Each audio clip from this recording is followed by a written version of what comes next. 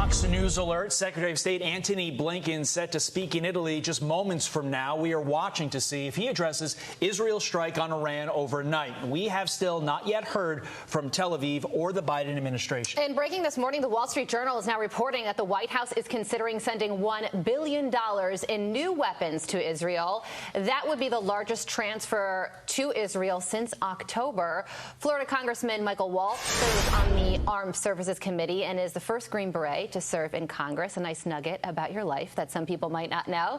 He joins us now. Congressman, good morning to you. So this $1 billion that we're learning about right now would be in addition to the foreign aid package that the House is going to be considering and possibly voting on over the weekend.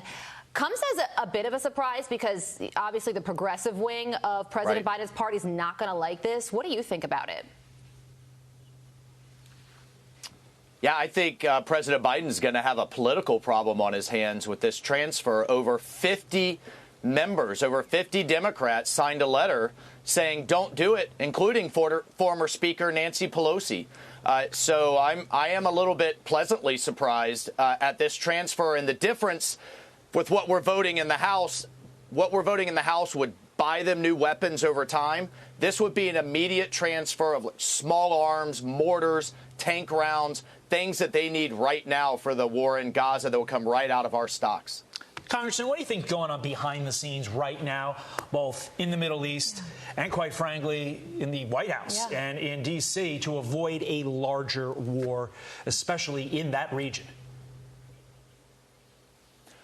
Well, the strike from Israel to Iran was clearly meant to send a message. Israel to Iran, you can't hit us. You failed. We can hit you. And not only can we hit you, we can hit your crown jewels, your most sensitive sites in Isfahan, which is home of their nuclear research and enrichment. And we can get through your most sophisticated air defenses. You can't stop us. That was the message Israel just sent to Iran.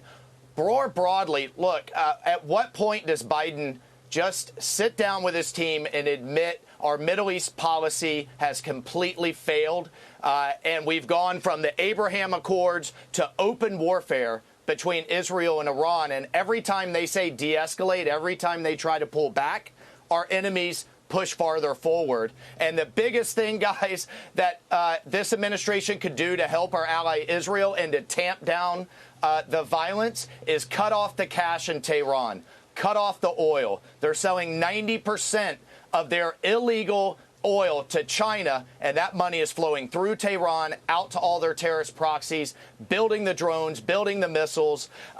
Until we cut off the cash, this is only going to continue. Yeah, Congressman, what about the sanctions that the Biden administration announced earlier this week? Do you think that that will have any real negative impact on Iran? Carly, sanctions don't mean they aren't worth this piece of paper unless you enforce them. You have to go back to maximum pressure and actually enforce the sanctions.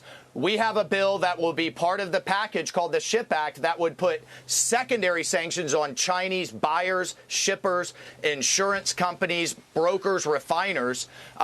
If you start sanctioning the Chinese buyers of Iranian oil, you're going to tamp down their cash and their economy. You got to get serious about actually enforcing the sanctions, not just symbolically passing new ones. 10 seconds to you, Congressman. Will Iran retaliate?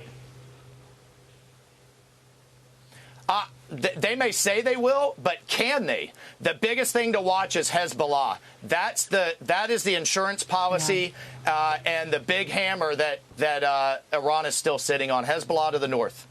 Congressman, thank you so much for joining us. You're going to have a busy weekend, so thank you for joining us ahead of that. Congressman Michael Waltz, have a great day.